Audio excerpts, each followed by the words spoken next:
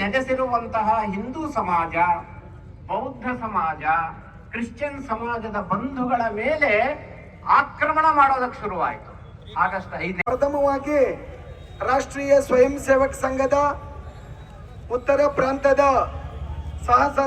ಸಹ ಕಾರ್ಯವಾರಾದ ಪ್ರಸನ್ನಜಿಯವರು ಸಭೆಯನ್ನು ಉದ್ದೇಶಿಸಿ ಮಾತಾಡಬೇಕಂತೇಳಿ ಕೇಳಿಕೊಳ್ತಾ ಇದ್ದೇನೆ. ಪ್ರತಿಯೊಬ್ಬ ಮುಖಂಡರಿಗೂ ಮನವಿ, ತಮಗೆ ಕಾಲಾವಕಾಶ ಕೇವಲ 15 ನಿಮಿಷ ಮಾತ್ರ ಇರುತ್ತೆ. ಆ 15 ನಿಮಿಷದಲ್ಲಿ ನಿಮ್ಮ ಭಾಷಣವನ್ನ ಮುಗಿಸ್ಬೇಕಂತೇಳಿ ತಮ್ಮಲ್ಲಿ ಮನವಿ. ಭಾರತ್ ಮಾತಾ ಕೇ, ಭಾರತ್ ಮಾತಾ ಕೇ. ಎಲ್ಲ ಸಜ್ಜನ ಬಂಧುಗಳು ಕೂಡ್ಬೇಕಂತೇಳಿ ತಮ್ಮಲ್ಲಿ ಮನವಿ. ಈ ಕಾರ್ಯಕ್ರಮ ಸುಮಾರು 1 ಗಂಟೆ ನಡೆಯೋದ್ರಿಂದ ಎಲ್ಲರಲ್ಲಿ ವಿನಂತಿ, ತಾವೆಲ್ಲರೂ ಕೆಳಗಡೆ ಕೂತು ಶಾಂತ ರೀತಿ. ಬಂಧುಗಳ ಮನೆಗಳನ್ನ ಹೊಕ್ಕು ಆಕ್ರಮಣ ಮಾಡೋದಕ್ಕೆ ಶುರು ಮಾಡಿದ್ರು, ಮನೆಗಳನ್ನ ಲೂಟಿ ಮಾಡೋದಕ್ಕೆ ಶುರು ಮಾಡಿದ್ರು, ಮಾನವೀಯರ ಮಾನಭಂಗವನ್ನ ಮಾಡೋದಕ್ಕೆ ಶುರು ಮಾಡಿದ್ರು. ಇದೆಲ್ಲವೂ ಕೂಡ ವಿಶ್ವದ ಬೇರೆ ಬೇರೆ ಮಾಧ್ಯಮಗಳ ಮುಖಾಂತರ ಪ್ರಪಂಚಕ್ಕೆ ಗೊತ್ತಾಯಿತು. ನಮ್ಮ ಇಡೀ ವಿಶ್ವದಲ್ಲಿ ಒಂದು ಮಾನವಾಧಿಕಾರ ಸಂಸ್ಥೆ ಅಂತ ಇದೆ. ಅದರಲ್ಲಿ ನಮ್ಮ ದೇಶದ ಆತ್ಮೀಯ ಇಲ್ಲಿ ಇವತ್ತು ಬಳ್ಳಾರಿ ಬಂದಲ್ಲಿ ಭಾಗಿಯಾಗಿರುವಂತ ದೇಶಭಕ್ತ ನಾಗರಿಕ ವೇದಿಕೆ ಎಲ್ಲ ಸಹೋದರ ಮತ್ತು 4 ತಿಂಗಳಿಂದ ನಿರಂತರವಾಗಿ ಹಿಂದೂಗಳ ಮೇಲೆ ದೌರ್ಜನ್ಯ, ಹಿಂದೂಗಳ ದೇವಸ್ಥಾನಗಳ ಮೇಲೆ ದೌರ್ಜನ್ಯ, ಧ್ವಂಸ, ಹಿಂದೂ ಹೆಣ್ಣು ಮಕ್ಕಳ ಮೇಲೆ ಅತ್ಯಾಚಾರ, ಇದೆಲ್ಲ ನಾವು ಪ್ರತಿನಿತ್ಯ ಟಿವಿಯಲ್ಲಿ ನೋಡ್ತಾ ಇದ್ದೀವಿ. ಆದ್ರೆ ಇವತ್ತು ಒಂದು ಪ್ರಧಾನಮಂತ್ರಿಗಳಿಗೆ ಗೊತ್ತಾಗಬೇಕು ಹಿಂದೂಗಳ ಗುರಿ ಏನು ಅಂತಂತೇಳಿ. ಅದಕ್ಕೆ ನಮ್ಮ ಘೋಷಣೆ ಮುಗಿಲನ್ನ ಎತ್ತರಕ್ಕೆ ಬಾಗ್ಲ ಪ್ರವೇಶ ಮಾಡಬೇಕು. ಭಾರತ್ ಮಾತಾ ಕೀ ಆವಾಜ್ ದೋ, ಆವಾಜ್ ದೋ. ಈ ಬಳ್ಳಾರಿಯ ಪ್ರತಿಭಟನೆಯ ಬಂದಲ್ಲಿ ಭಾಗವಹಿಸಿದಂತ ಎಲ್ಲರೇ ಈ ಪ್ರತಿಭಟನೆ ಬಾಂಗ್ಲಾದೇಶದಲ್ಲಿ ಇರುವಂತ ಅಲ್ಪಸಂಖ್ಯಾತರಾಗಿರುವಂತ ಹಿಂದೂಗಳ ರಕ್ಷಣೆಗಾಗಿ ಈ ಬಂದನ್ನ ನಾವು ಆಚರಣೆ ಮಾಡ್ತಾ ಇದ್ದೀವಿ. ದೇಶಭಕ್ತ ನಾಗರಿಕರ ವೇದಿಕೆಯಿಂದ ಇವತ್ತೇನು ಬಂದ್ ಕರೆ ಕೊಟ್ರೆ ಎಲ್ಲರೂ ಬಳ್ಳಾರಿಯ ವರ್ತಕರು ಹಿಂದೂಗಳು ಸ್ಪಂದಿಸಿದ್ದಕ್ಕೆ ದೇಶಭಕ್ತ ನಾಗರಿಕರ ವೇದಿಕೆಯಿಂದ ನಾನು ಅಭಿನಂದನೆಗಳನ್ನು ಸಲ್ಲಿಸ್ತೇನೆ.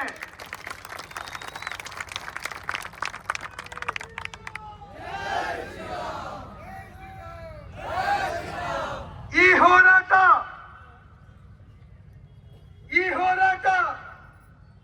ಬಾಂಗ್ಲಾದ ಹಿಂದೂಗಳ ರಕ್ಷಣೆಗಾಗಿ ಚಿನ್ಮಯ ಕೃಷ್ಣದಾಸ್ ಪ್ರಭು ಅವರನ್ನ ಬಿಡುಗಡೆ ಮಾಡಬೇಕಂತೇಳಿ ಈ ಸಭೆ ಆಗ್ರಹವನ್ನ ವ್ಯಕ್ತಪಡಿಸ್ತೇವೆ. ಹಿಂದೂಗಳ ರಕ್ಷಣೆಗೆ ಪ್ರತಿಭಟನೆ ಮಾಡಿದಂತ ಸಂತರನ್ನ ಅಲ್ಲಿನ ನೀಚ ಮೊಹಮ್ಮದ್ ಯೂನಿಸ್ ಯಾರದೋ ಶೆಗಣಿಯನ್ನ ತಿಂದು ನಮ್ಮ ಕೃಷ್ಣದಾಸ್ ಸ್ವಾಮೀಜಿ ಅವ್ರನ್ನ ಬಂಧಿಸಿರುವಂತದ್ದು ಈ ಸಭೆ ವಿರೋಧಿಸುತ್ತೆ. ಇದನ್ನ ನೆನಪಿನಲ್ಲಿಟ್ಕೊಳ್ಬೇಕು.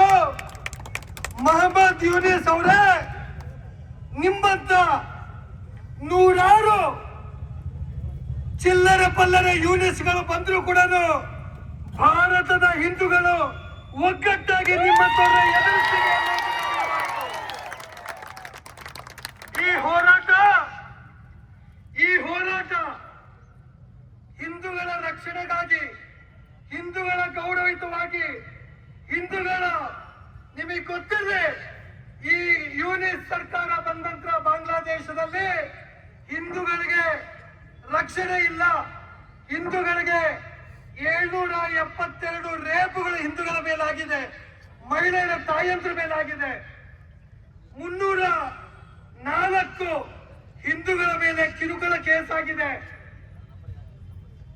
ನಿಮಗೆ ಗೊತ್ತಲ್ಲಿ ಈ ರೀತಿಯ 7 ತಿಂಗಳಲ್ಲಿ ನಡೀತಾ ಇರುವಂತದ್ದು ಸರ್ಕಾರಿ ದಾಖಲೆಯಲ್ಲಿ ಆಗಿರುವಂತ ಪರಿಣಾಮಗಳಿವೆಲ್ಲವೂ ಕೂಡ. ಇದು ಯಾರೋ ಅಂಕಿಅಂಶ ತೆಗೆದು ನೋಡಿದ್ರೆ ಗೊತ್ತಾಗುತ್ತೆ ನಿಮಗೆಲ್ರಿಗೂ, ಸೋಷಿಯಲ್ ಮೀಡಿಯಾದಲ್ಲಿ ಗೊತ್ತಾಗುತ್ತೆ. ನಿಮಗೆ ಗೊತ್ತಲ್ಲಿ ಯಾವಾಗ ಹಿಂದೂಗಳ ರಕ್ಷಣೆಗೆ ಸಮಸ್ಯೆ ಆಗುತ್ತೆ, ಆತ್ಮಗೌರವಕ್ಕೆ ಚ್ಯುತಿ ಉಂಟಾಗುತ್ತೆ, ಇಂಥ ಹಿಂದೂಗಳು ಎಲ್ಲರೂ ಕೂಡ ಎದ್ದಿಂತು ನಾವು ಹೋರಾಟಕ್ಕೆ ಬಳ್ಳಾರಿಯಲ್ಲಿ ನಾವು ಭಾಗವಹಿಸಿದ್ದೀವಿ. ಈ ಹೋರಾಟ ಇವತ್ತಿಡೀ ಭಾರತಕ್ಕೆ ಒಂದು ಮಾದರಿಯ ಬಂದ್ ಹೋರಾಟ. ಇವತ್ತು ನಾಳೆಯಿಂದ ಶುರುವಾಗುತ್ತೆ. ಭಾರತದ ಎಲ್ಲಾ ಭಾಗಗಳಲ್ಲಿ ಇವತ್ತು ಪ್ರತಿಭಟನೆಗಳು, ಬಂದ್ಗಳು ನಡೀತಾ ಇದೆ. ನಾನು ಇವತ್ತು ಕೆಲವರು ಪತ್ರಕರ್ತರು ನನ್ನನ್ನು ಕೇಳ್ತಾ ಇದ್ರು, ಕೆಲವರು ಪೊಲೀಸ್ ಇಲಾಖೆಯ ಅಧಿಕಾರಿಗಳು ಕೇಳಿದ್ರು, ಇಂಟೆಲಿಜೆನ್ಸಿ ಅವರು ಅಧಿಕಾರಿಗಳು ಹೇಳಿದ್ರು ನನಗೆ, ಈ ಹೋರಾಟ ನಿಜವಾಗ್ಲೂ ನೀವು ಮಾಡಿ, ನಾವು ಕಾಕಿ ಡ್ರೆಸ್ ಹಾಕೊಂಡಿದ್ದಕ್ಕೆ ನಮಗೆ ಮುಂದೆ ಬರಕ್ಕಾಗ್ಲಿಲ್ಲ, ನಿಮ್ಮ ಜೊತೆ ನಾವು ಇದೀವಿ ಅಂತ ಹೇಳಿದ್ರು. ನಾವು ನಿಮ್ ಜೊತೆಗಿದ್ದೀವಿ ಅಂತ ಹೇಳಿದ್ರು ಪೊಲೀಸ್ ಇಲಾಖೆಯವರು. ನಾನು ನಿಮಗೆ ದೇಶಭಕ್ತ ವೇದಿಕೆಯಿಂದ ಹಿಂದೂಗಳ ಪರವಾಗಿ ನಿಮಗೆ ಅಭಿನಂದನೆಗಳನ್ನು ಸಲ್ಲಿಸ್ತೇನೆ. ಅದಕ್ಕೆ ಕೆಲವರು ಭಾರತದಲ್ಲಿ ಪುಂಡ ಪೋಕಿರಿಗಳು ಕೂಡ ಇದ್ದಾರೆ. ಹೈದರಾಬಾದಲ್ಲಿ ಕೆಲವರು ಓವೈಸಿ ಅಂತ ನಾಯಿ ಕುನ್ನಿಗಳು,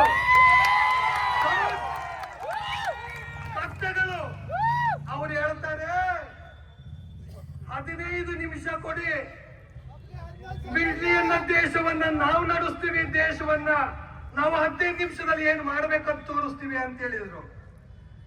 ಲೇ ಹುಚ್ಚು ನನ್ನ ಮಕ್ಕಳೇ,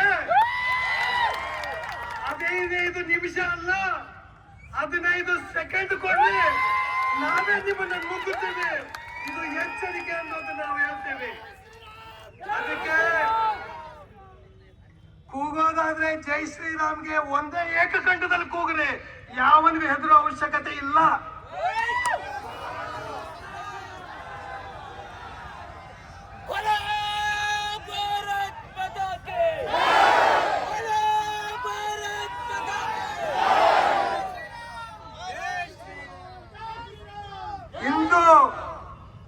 ಇಂದು ಎದ್ದರೆ ಹನುಮಂತನ ನಾಡಿನಲ್ಲಿ ಹುಟ್ಟಿದಂತ ಹನುಮ ಭಕ್ತರು ನಾವೆಲ್ಲ. ಇಂಥ ಬಾಂಗ್ಲಾದೇಶದ ಯೂನಿಸ್ ಅವನಿಗೆ ನೊಬೆಲ್ ಪ್ರಶಸ್ತಿ ಕೊಡ್ತಾರೆ. ನೊಬೆಲ್ ಪ್ರಶಸ್ತಿ ಕೊಟ್ಟಿದ್ದು ಯಾತಕ್ಕೆ? ಅವನು ಪ್ರಜಾಪ್ರಭುತ್ವದ ನೇರವಾಗಿ ಆಯ್ಕೆ ಮಾಡಿ ಬಂದಂತ ಪ್ರಧಾನಮಂತ್ರಿ ಅಲ್ಲ. ಇದರ ಹಿಂದೆ ಶೇಖ್ ಹಸೀನಾ ಭಾರತದ ಜೊತೆಗೆ ಒಳ್ಳೆಯ ಸಂಬಂಧ ಇಟ್ಕೊಂಡಿದ್ರು ಪ್ರಧಾನಮಂತ್ರಿ. ಉಗ್ರವಾದವನ್ನ ಹತ್ತಿಕ್ತಾ ಇದ್ರು ಶೇಖ್ ಹಸೀನಾ ಅವರು.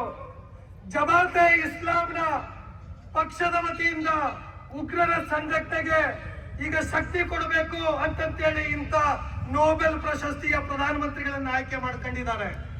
ಅದಕ್ಕೆ ನಮ್ಮ ಕೃಷ್ಣಗ ಊಟ ಕೊಡೋದಕ್ಕೆ ಇಸ್ಕಾನ್ ದೇವಸ್ಥಾನ, ಇಸ್ಕಾನ್ ಸಂಸ್ಥೆ ಇದೆ, ಭಗವಂತ ಕೃಷ್ಣ ಕೊಡ್ತಾ ಇದ್ದಾನೆ ಅನ್ನುವಂತ ಮಾತನ್ನ ಅವ್ರು ಹೇಳಿದ್ದಕ್ಕೆ ರಾಷ್ಟ್ರದ್ರೋಹದ ಭಾರತ್ ಮಾತಾಗೆ, ಭಾರತ್ ಮಾತಾಗೆ ಒಂದೇ.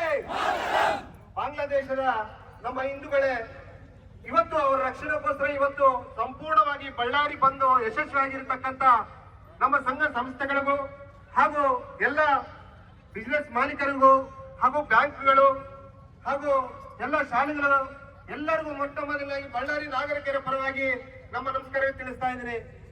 ಇವತ್ತು ನಾವು ಹಿಂದೂಗಳೆಲ್ಲ ಒಂದಾಗ್ಲಿಲ್ಲ ಅಂದ್ರೆ ನಮ್ಮ ತಾಯಂದ್ರು ಹೊರಗಡೆ ತಿರುಗಾಡಕ್ಕೆ ಬಹಳ ಕಷ್ಟ ಆಗುತ್ತೆ. ಇವತ್ತು ಹೇಳ್ತಾ ಇದ್ದೀವಿ, ಇವತ್ತು ಸೋಮಶೇಖರ್ ರೆಡ್ಡಿ ಸರ್ ಆಗಿರ್ಬೋದು, ಅದೇ ರೀತಿ ಮೈಪಾಲ್ ಸರ್ ಅವರು ಪ್ರತಿಯೊಬ್ಬರು ಇಲ್ಲಿ ಬಂದಿದ್ದಾರೆ ಅಂದ್ರೆ ರಾಜಕೀಯ ಮಾಡಕ್ ಬಂದಿಲ್ಲ.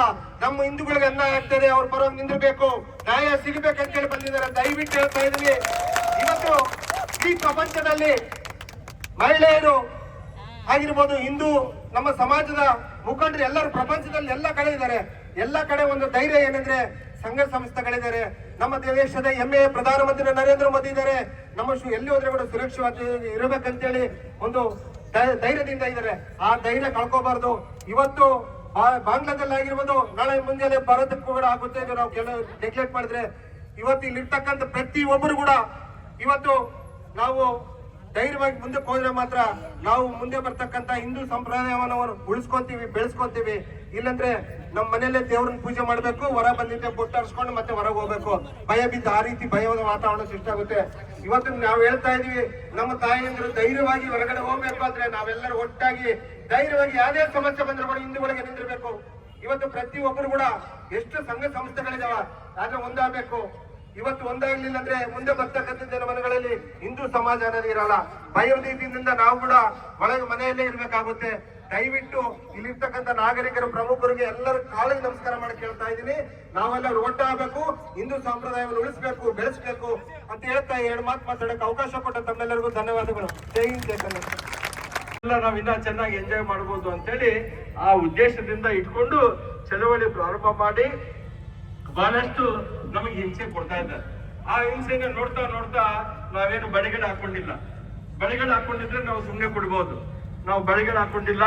ಮುಂದಿನ ದಿನಗಳಲ್ಲಿ ತಕ್ಕ ಪಾಠ ಕಲಿಸಲಿಲ್ಲ ಅಂತಂದ್ರೆ ಕೇಂದ್ರ ಸರ್ಕಾರ ನಾವೆಲ್ಲ ಮುಂದಿನ ದಿನಗಳಲ್ಲಿ ಬಾಂಗ್ಲಾದೇಶಕ್ಕೆ ಬೇಕಾದ್ರೆ ಪಾದಯಾತ್ರೆ ಮಾಡ್ಕೊಂಡು ಹೋಗಿ ನಮ್ಮ ಹಿಂದೂಗಳನ್ನ ನಾವು ಕಾಪಾಡ್ಕೊಳ್ತೀವಿ ಅಂತ ಹೇಳಿ ಕೂಡ ನಾನು ಹೇಳಲಿಕ್ಕೆ ಇಷ್ಟಪಡ್ತೀನಿ.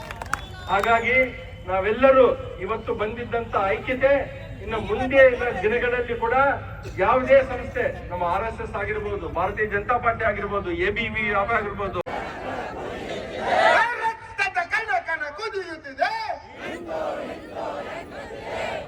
ಇಲ್ಲಿ ಸೇರಿರ್ತಕ್ಕಂಥ ಎಲ್ಲ ಬಳ್ಳಾರಿಯ ಹಿಂದೂ ನಾಗರಿಕ ವೇದಿಕೆಯನ್ನು ಸೇರಿದಿರ ಅವರೆಲ್ಲರಿಗೂ ತುಂಬು ಹೃದಯದ ಧನ್ಯವಾದಗಳು. ಇವತ್ತು ಇಲ್ಲಿ ಸೇರಿರುವಂತ ವಿಷಯ ಎಲ್ಲರೂ ಮಾತಾಡಿದ್ದಾರೆ.